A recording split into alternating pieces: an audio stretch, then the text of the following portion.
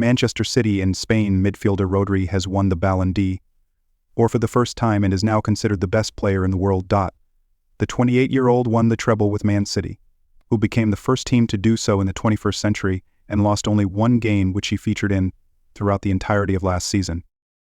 In addition to his club success, he played a crucial role in the build-up to Spain's European Championship triumph before he was injured in the final.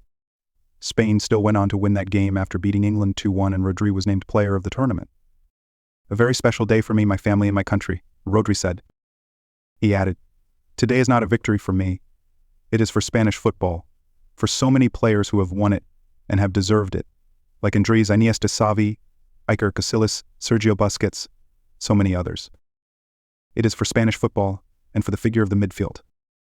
Real Madrid and Brazil winger Vinicius Jr. came second as a runner-up, marginally ahead of his teammate, Jude Bellingham, who finished third.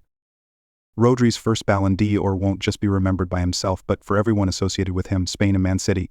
In fact, he became the first player in City's club history to win the award on a night where he jumped from 5th place last year to 1st this year.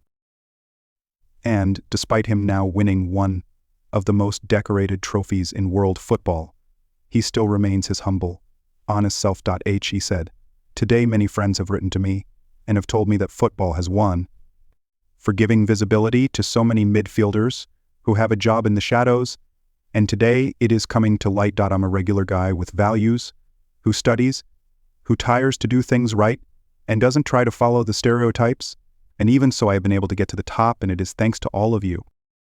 At the age of 11, Rodri joined Atletico Madrid's youth setup in a promising transition from his original role at CF Rayo Majadahonda. However, just 6 years after his arrival in 2013, Atletico decided to release him due to a lack of physical strength. Rodri later joined Villarreal and made his senior debut, even as a junior, in early February 2015 for a club which he would call home for 3 years until 2018. Still lacking that physical presence, which is crucial for a defensive midfielder, Diego Simón signed the Spain international in the summer of 2018 for a reported fee of PS 21M and got to work with him instantly. "When I returned to Atletico for a season, I learned what it means to be competitive," Rodri wrote in an article for the Players Tribune. He added, "At Villarreal, I was very good with the ball at my feet, but I was still a bit soft. Under Diego Simeone, I learned what it means to be the bad boy, being a little mean on the field, to hit hard, making the other team miserable for 90 minutes. This was another important part."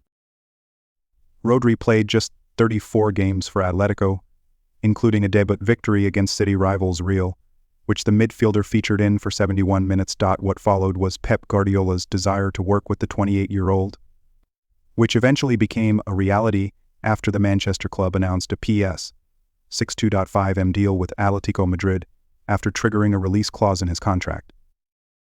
Shortly after Rodri's arrival in 2019, Guardiola said, "He's a young player who is going to be important for the next 5 or 6 years.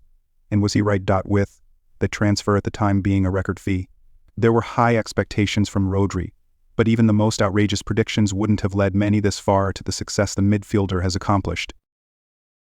Rodri's City career really took off following the COVID-19 pandemic, and, over the course of the 2021-22 domestic campaign, he had a pass completion count of 82.0 per 90 minutes and a pass completion rate of 91.8%.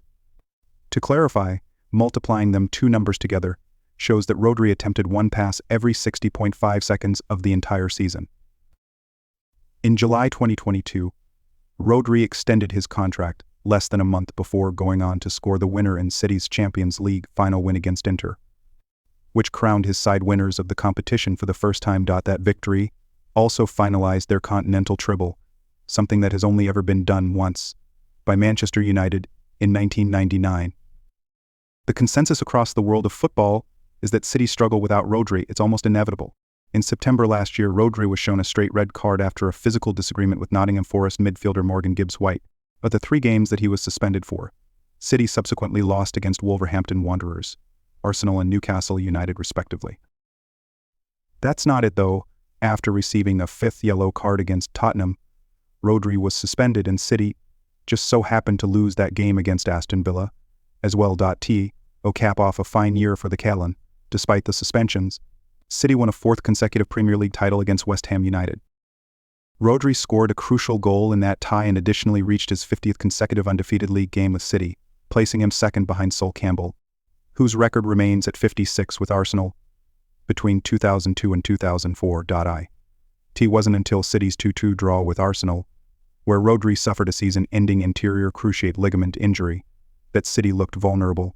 But that just shows what the absence of the best player in the world can do to a team, even at City's elite level. Please don't forget to like and subscribe for more sports content. And you can see on your screen about Vini's rise from Flamengo to Madrid. Peace.